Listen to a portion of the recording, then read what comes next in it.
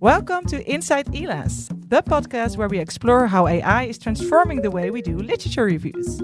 I'm your host, Josien, and with me is ASReview founder and AI expert, Rens van Josien. Each episode, we talk to researchers, students, and practitioners about their experiences using AI-assisted screening with ASReview, the highs, the hurdles, and everything in between. Whether you're deep into systematic reviews or just curious about how an algorithm ended up helping with your reading list, you're in the right place. Our guests today are Angie, master student of human-computer interaction at Utrecht University and UX designer at ASReview, and Berke, also master student, but then of AI at Utrecht University and the front-end developer at ASReview. Welcome to both of you. Hello. Thank you. And I'm very interested where your ASReview journey started. So for me, I wanted to do my bachelor's thesis in the field of UX. And then I reached out to ASReview and I got to do my case study about ASReview. And after writing my bachelor's thesis, I got to stay as a UX designer. And now I'm still here.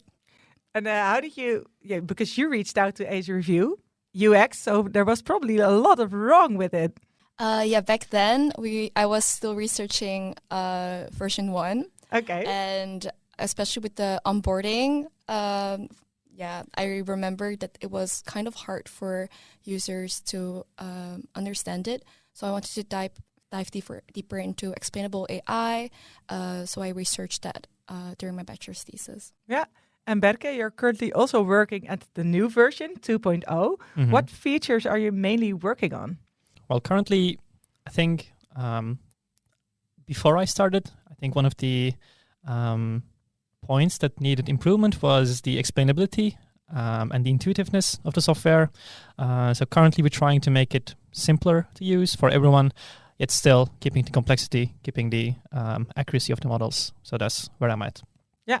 And how do you also balance, because you're from Gen Z and the people who are using it might be from all kind of generations, including yours, but also I'm from Gen Y and Rens is Gen X. Shh. Don't say that out loud. Yeah, but it's true. It doesn't matter. Okay. You're very experienced, but you're different than younger people. But how do you take that into account when you're doing a UX design, for example? I would say that so much has changed over the past few years. So it's actually pretty normal to move away from those older standards. Okay, and what are older standards, for example? Proprietary software that's just, and design-wise, very old school. Not a lot of things that are explained well. The learning curve is very high, I would say. Stuff like that. I think about SPSS right now. For example. Yeah. So what's new in new modern software UX design? What kind of choices do you make? I find it really important to focus on simplicity. It's clear, it's transparent, and that people can navigate their way through a software easily, as opposed to before with all those hundreds of icons and buttons that just didn't really mean a lot. Even with Illustrator, I still have that. Yeah. It's so unclear while it should be such an efficient software. And I also wonder, how does your generation's, Gen Z's, view on software differ from that of older generations? I'm 25, and since a very young age, 5, 6, I've been using a lot of software. I've been going on a lot of websites, on a lot of video games, and so the older ones, usually what I found was designed by smart people in not very smart ways. And so I think back then the trend was, let's make something cool and put it out there and expect people to figure it out. But currently, I think with the younger generations and with the algorithms, the optimizations and stuff, I think we value feedback more. And we are designing software based on what people want. So it's like a supply and demand thing. And I think this makes everything pretty easier to use, much cleaner. And as Angie told, this is like an open software approach rather than a proprietary approach. So I think that's more like a democratic way to design software for everyone. Yeah, but do you recognize yourself in the description of smart people doing not so very smart things? Can you make some disclosure about the early days of ASReview, you being a smart professor doing smart things? Yeah. So yes, I'm from the older generation. I'm sorry. So when we started with ASReview, I wanted to have software and I wanted to have all the things in menus with drop-down boxes and all the possibilities and exactly like figure it out. If you're not smart enough to understand my menus, then you shouldn't use the software, right? And then at some point in time, some young person told me like, Rens, come on, you're not the user of your own software. Go away, manage the project, but forget about the front end. And that's where people like Angie and Berke are much better in designing the software. Yeah.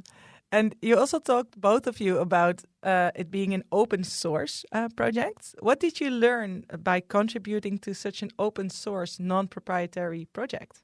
I would say it's like funny because before I also have a background in communications, and then it was all about marketing and advertising and making money. Yeah. Yes. And here it's not about that. It's like about something bigger, I would say, and much more user tailored. And I think that's awesome. Yeah. Something bigger. That sounds awesome. Do you recognize that, Berke? I feel like science is something much bigger than us and something much bigger than like the for profit software. Yeah. And I feel like open source software such as ASReview really understands the importance of open science. So like what changed for me, because I was doing like Angie or like company profit oriented stuff. But science, I think, shouldn't be profit oriented. And working at an open source project like this helps me understand what people want. And like our team takes a lot of feedback from everyone and everyone has a say in everything. So I think that's pretty cool because everyone can have pretty smart ideas or again, like I think great science comes from smart people asking stupid questions. And if we get enough smart people asking enough stupid questions, I think that's how we can make science progress. Yeah, and it's very nice what you say. That everyone has a say, so also from any generation, right? Exactly. Not only older researchers, but also newcomers. Let's say. I mean, older generations sometimes have good ideas too about the design. Sometimes. What is the last good idea that Rens brought in ASReview 2.0? And then a long silence. Very silent. No, but let's rephrase the question. So there are a lot of older people involved or more senior people. So there are more senior people involved, right? So people who are screening for years. There are people involved who have published, 20 systematic reviews, who have done screening for 15 years. I mean, we've had Rob here. Yeah. We have Katelijne from Germany. There are so many people who have so much experience, but still you develop the software for them. And you're doing a great job. So apparently we don't understand what we actually need. How can it be that you understand what I need? I would say like the workflow of a systematic literature review has not changed that much over time, but it is slowly like changing with the fact that software like ours is being developed. So the software is not changing the process, maybe, or is it? I think it is. Yeah. We're like, that's the thing. I feel like we're rethinking the way how we're going about systematic literature reviews as opposed to how it was done like by them back 20 years ago, maybe. And I think like reshaping it also contributes to the software. Like, how do you say this? Or vice versa. The software also contributes to reshaping the way we go about this. We're making it easier, but also, I think there's a saying like humans shape the tools and the tools shape the human. So reviews shaped ASReview tools, and ASReview as a tool also shapes the way we do systematic literature reviews. So maybe it's a two-way street. And I am also wondering, like now we're almost launching ASReview 2.0. So if you have fellow students or other junior researchers who want to use it, what would be your main selling point for them to choose this open source software? I mean, definitely the front end. It looks amazing. I like that we have all those different color schemes, and it's opposed to other software, open source. So I also know that the Utrecht University, for example, really strives towards that. So I think we should advocate for that as well, yeah. Other unique selling points? I think active learning is not a really easy process to explain. And if the software you're using doesn't help you, it's pretty easy to get lost. But I think like one of the achievements I'm proud of is we made the software pretty intuitive, pretty personalizable, which we will work more on.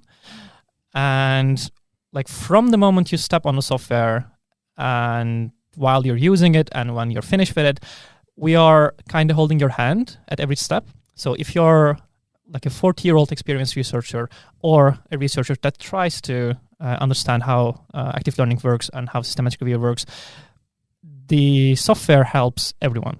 And the entry barrier of opening science, I think, is much lower thanks to open source project like this. So I think the biggest selling point is if you want to get into systematic reviews, if you want to do some research or try systematic review active learning software on other domains, I think this is a pretty intuitive and easy to understand and easier to generalized software. I think that's a good selling point. Awesome. Do you have any features or design ideas that are still on your wish list for newer versions of ASReview? Yeah, I think we've talked about this a lot, and also like even implemented future workflows already into the software for 2.0. Well, like it's actually maybe better for future, like more future versions.